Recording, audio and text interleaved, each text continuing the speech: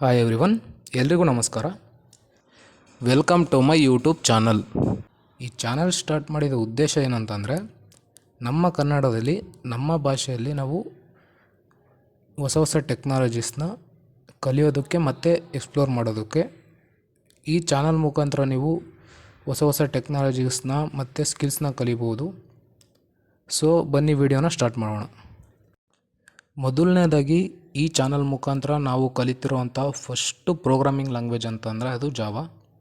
ಎಲ್ಲರೂ ಕೇಳಿರ್ತೀರ. ಬಟ್ ಅದಕ್ಕಿಂತ ಮುಂಚೆ ನಾವು ಪ್ರೋಗ್ರಾಮಿಂಗ್ ಅಂತ ಅಂದರೆ ಏನು, ನಾವು ಯಾಕೆ ಪ್ರೋಗ್ರಾಮಿಂಗ್ನ ಕಲಿಬೇಕು ಅಂತ ಹೇಳ್ಬಿಟ್ಟು ತಿಳ್ಕೊಳ್ಳೋಣ ಬನ್ನಿ. ಸೊ ಪ್ರೋಗ್ರಾಮಿಂಗ್ ಅಂತ ಅಂದರೆ ಏನು? ಈಗ ನಾನು ನಿಮ್ಮ ಜೊತೆ ಮಾತಾಡ್ತಾ ಇದ್ದೀನಿ ಅಂತ ಅಂದರೆ ನಾನು ಬೇಸಿಕಲಿ ಯೂಸ್ ಮಾಡೋ ಅಂತಹ ಲ್ಯಾಂಗ್ವೇಜಸ್ ಅಂತಂದರೆ ಇಂಗ್ಲೀಷ್ ಆರ್ ಕನ್ನಡ. ಅದೇ ನಾನೊಂದು ಕಂಪ್ಯೂಟರ್ ಅಥವಾ ಮಷಿನ್ ಜೊತೆ ಇಂಟರಾಕ್ಟ್ ಮಾಡ್ತಾ ಇದ್ದೀನಿ ಅಂತ ಅಂದರೆ ನಾನು ಈ ಲ್ಯಾಂಗ್ವೇಜಸ್ನ ಯೂಸ್ ಮಾಡೋಕ್ಕಾಗೋದಿಲ್ಲ. ಯಾಕೆ ಅಂತಂದರೆ ಮಷೀನ್ಸ್ಗೆ ನಾವು ಮಾತಾಡೋಂಥ ಲ್ಯಾಂಗ್ವೇಜಸ್ ಅರ್ಥ ಆಗೋದಿಲ್ಲ. ಅದಕ್ಕೆ ಅರ್ಥ ಆಗುವಂಥ ಲ್ಯಾಂಗ್ವೇಜ್ ಅಂತ ಅಂದರೆ ಮಷಿನ್ ಲೆವೆಲ್ ಲ್ಯಾಂಗ್ವೇಜ್. ಸೊ ನಾವು ಈ ಮಷೀನ್ಸ್ ಜೊತೆ ಇಂಟರಾಕ್ಟ್ ಮಾಡೋದಕ್ಕೋಸ್ಕರ ಯೂಸ್ ಮಾಡೋವಂಥ ಇನ್ಸ್ಟ್ರಕ್ಷನ್ನ ನಾವು ಪ್ರೋಗ್ರಾಮಿಂಗ್ ಅಂತ ಹೇಳ್ಬಿಟ್ಟು ಕರಿತೀವಿ.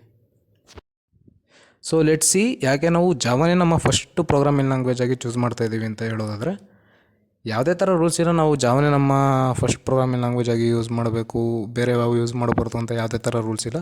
ಬಟ್ ಜಾವಾನ ಯೂಸ್ ಮಾಡ್ತಿರೋವಂಥ ಕಾರಣ ಏನು ಅಂತಂದರೆ, ಇದು ಬಂದುಬಿಟ್ಟು ಬಿಗಿನರ್ ಫ್ರೆಂಡ್ಲಿ ಲ್ಯಾಂಗ್ವೇಜ್. ಸೊ ಬಿಗಿನರ್ಸಿಗೆ ಬಂದುಬಿಟ್ಟು ಕಲಿಯೋದಕ್ಕೆ ತುಂಬ ಈಸಿಯಾಗಿರೋಂಥ ಲ್ಯಾಂಗ್ವೇಜ್. ಇದರ ಸಿಂಟ್ಯಾಕ್ಸ್ ಬಂದುಬಿಟ್ಟು ತುಂಬ ಈಸಿ ಇದೆ. ಸೊ ನಾವು ಈಸಿಯಾಗಿ ಅರ್ಥ ಮಾಡ್ಕೋಬೋದು ಮತ್ತು ಈಸಿಯಾಗಿ ಕಲಿಲೂಬೋದು.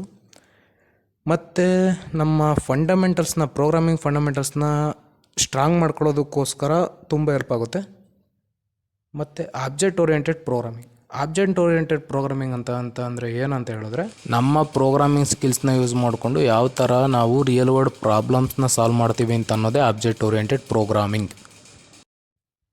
ಸೊ ಈ ವಿಡಿಯೋದಲ್ಲಿ ನಾವು ಪ್ರೋಗ್ರಾಮಿಂಗ್ ಅಂತ ಅಂದರೆ ಏನು, ಜಾವಾ ಅಂತ ಅಂದರೆ ಏನು, ನಾವು ಯಾಕೆ ಜಾವಾನೇ ಫಸ್ಟು ಲ್ಯಾಂಗ್ವೇಜಾಗಿ ಪ್ರಿಫರ್ ಮಾಡಿದ್ವಿ ಅಂತ ಹೇಳ್ಬಿಟ್ಟು ನೋಡಿದ್ದೀವಿ. ನೆಕ್ಸ್ಟ್ ವಿಡಿಯೋದಲ್ಲಿ ಜಾವಾ ಕೋಡ್ನ ಯಾವ ಥರ ಬರೆಯೋದು ಮತ್ತು ಅದಕ್ಕೆ ಬೇಕಾಗಿರೋಂಥ ಸೆಟಪ್ನ ಯಾವ ಥರ ಕ್ರಿಯೇಟ್ ಮಾಡೋದು ಅಂತ ಹೇಳ್ಬಿಟ್ಟು ತಿಳ್ಕೊಳ್ಳೋಣ. ಈ ವಿಡಿಯೋದಲ್ಲಿ ಇಷ್ಟೇ ಗಾಯ್ಸ್, ಸಿಗೋಣ ನೆಕ್ಸ್ಟ್ ವಿಡಿಯೋದಲ್ಲಿ.